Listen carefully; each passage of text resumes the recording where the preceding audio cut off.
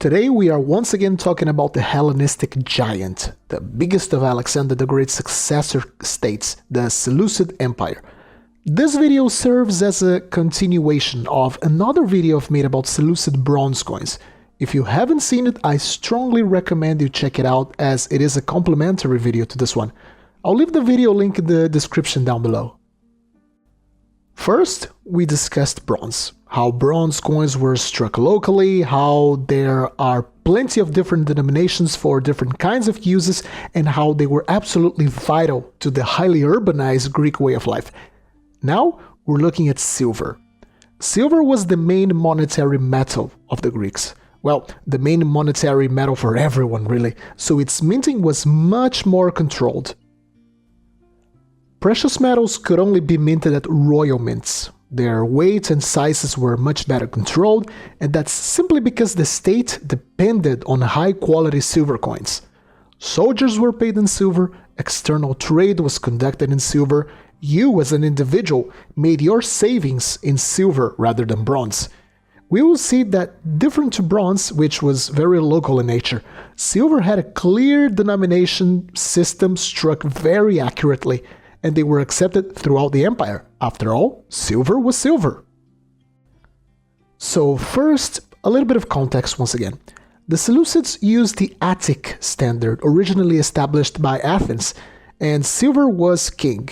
From the tiny obols, worth 1/6 of the drachma, which was the base unit, a coin weighing around 4.3 modern grams, all the way to two measurements of silver, the mina and the talent, which weren't really coins, they were referential units of silver based on weight.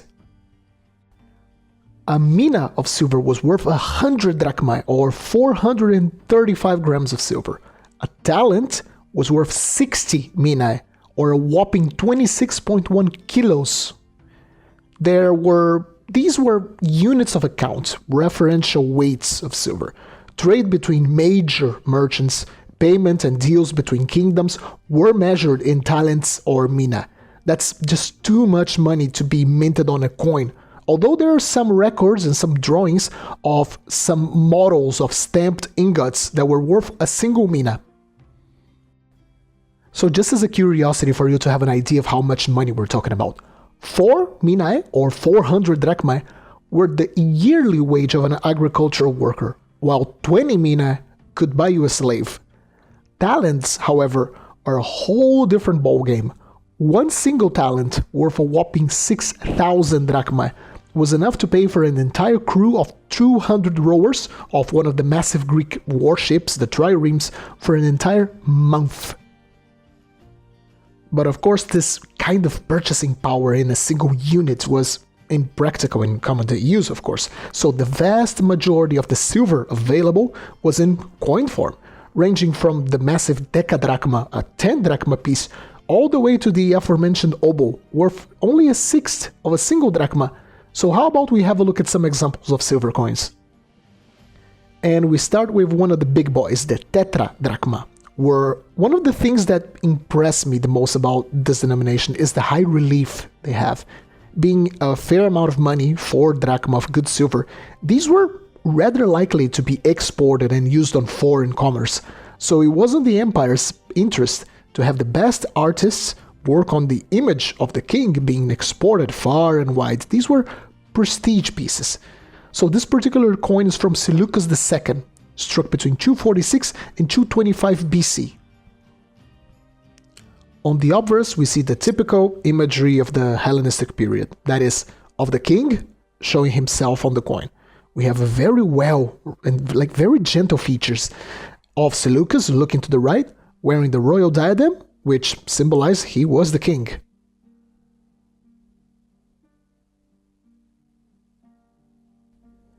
Heading to the reverse, we have the patron god of the Seleucids, Apollo, the sun god, the god of music, art, and even archery.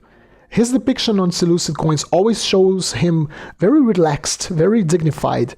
We can see here he's calmly inspecting one of his arrows while leaning over a tripod. The mint mark is also really neat.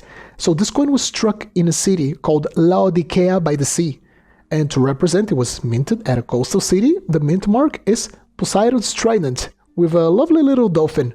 I really like the elegance of this reverse, really. Also, we have some legends. Basileus Seleuco, of King Seleucus. So how about another Tetradrachma? This is a later coin, and by God, the die was masterfully well made for this one. So Seleucid coinage is one of the very best of the Hellenistic period, and it is consistently beautiful until the very end of its empire. So this piece is attributed to the year 175 to 164 BC during the reign of Antiochus IV, the great villain of the Jewish people at the history of the Hanukkah. Any collector of biblical coins should consider having one of his coins in their collection because they are relatively common, and as you can see, some coins are just beautiful. So, looking at the obverse, once again we can see this very well executed bust of Antiochus, once again wearing the royal headband. I'm just going to shut up and let you enjoy the quality of this die.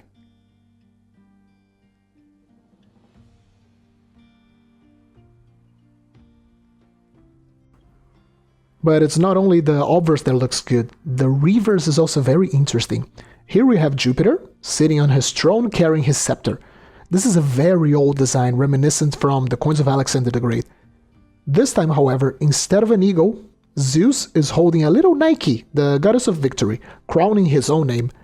The legends are a bit of a mouthful.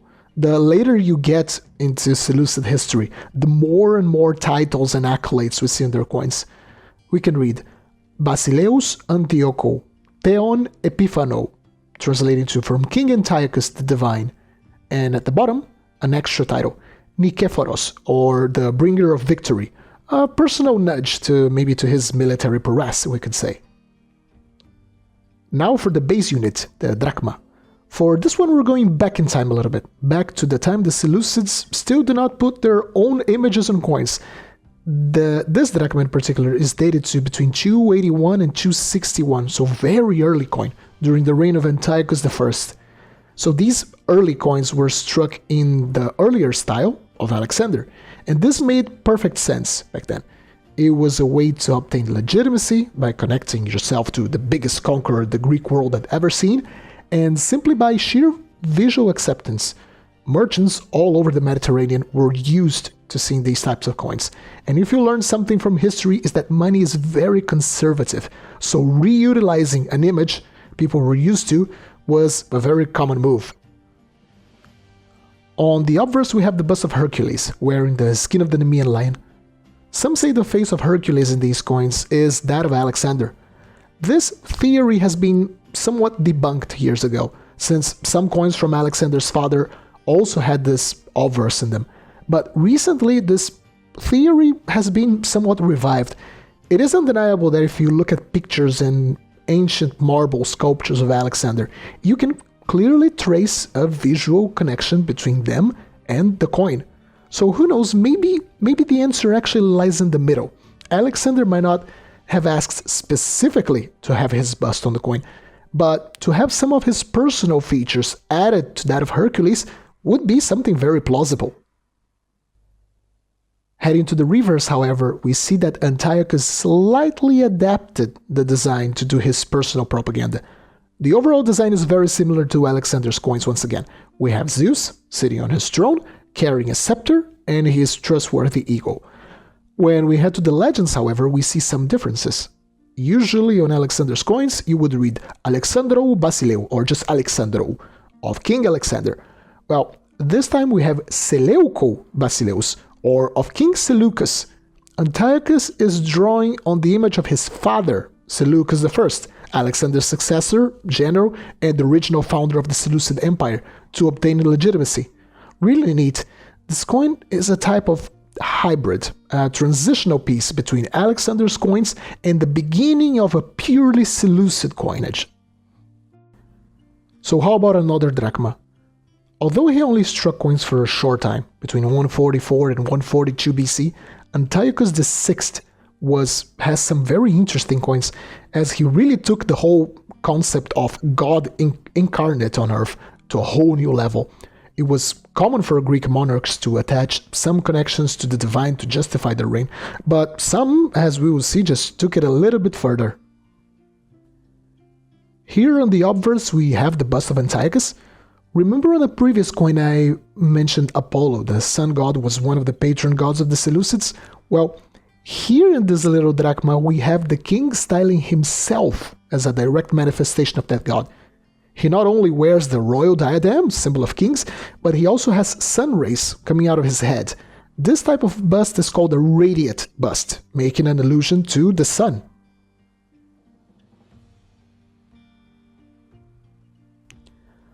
And on the reverse we have this lovely horned helmet. On our modern culture we tend to associate horns with something bad, something related to the devil. But for the Greeks, horns were a symbol of divinity, of something that ascended beyond this plane of existence. So we can interpret this helmet here as to symbolize that not only Antiochus would be a warrior king, but one imbued with divine properties. The legends also reinforce this out-of-the-world character. Basileus Antiocho Epiphano Dionisio, or of King Antiochus, the glorious new Dionysus. I know Dionysus isn't exactly Apollo, as the imagery suggests, but with Greeks and their gods and the illusions and the titles they take, it's never that simple. I have shown in a previous episode a bronze coin of Antiochus the Sixth with the same obverse type as this one. It's interesting to see how similar in style and quality the silver and the bronze coins are. Generally, it is accepted that the issuing of silver was the responsibility of the royal administration, while bronze was in charge of local authorities. But since both of these coins were struck in Antioch, the same city, a place where a royal mint was installed, it is easy to estimate that the royal mint just took the responsibility of also striking bronze. Hence, the quality of the bronze is just as good as silver. And now to wrap it up, how about a Hemidrachm? These coins are a little bit rare. We see that drachma and tetradrachma are much more common, so remember that engraving the dies for these coins, it was a complicated job. These required very well-trained artisans and quite a lot of time and effort to train and to do the dice. So striking a coin only worth half a drachma might not have been very profitable for the Seleucids. Therefore, these half denominations must have been struck in very limited numbers just to facilitate trade and have some sort of smaller change in silver format.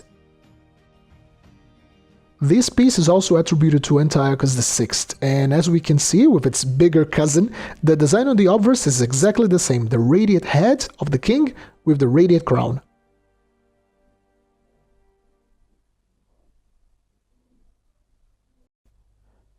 Heading to the reverse, we have the same legends once again, Basileus Antiocho Epiphano Dionisio, but instead of a Macedonian helmet, we have this lovely little panther.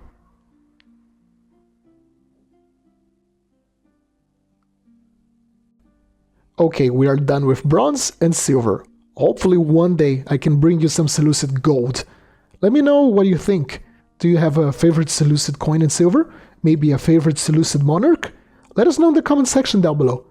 I hope you enjoyed this little video. Leave a like and consider subscribing if you did. Happy collecting, and I'll see you soon.